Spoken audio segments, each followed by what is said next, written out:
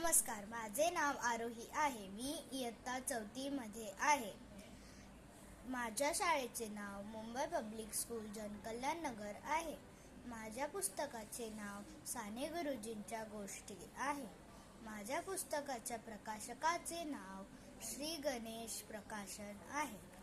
साने गुरुजी हे नाव महाराष्ट्रातील थोर समाजसुधारकांच्या यादीत आवर्जून घेतले जाते. सर्वपूर्ण महाराष्ट्र गुरुजी या नावाने संबोधतात.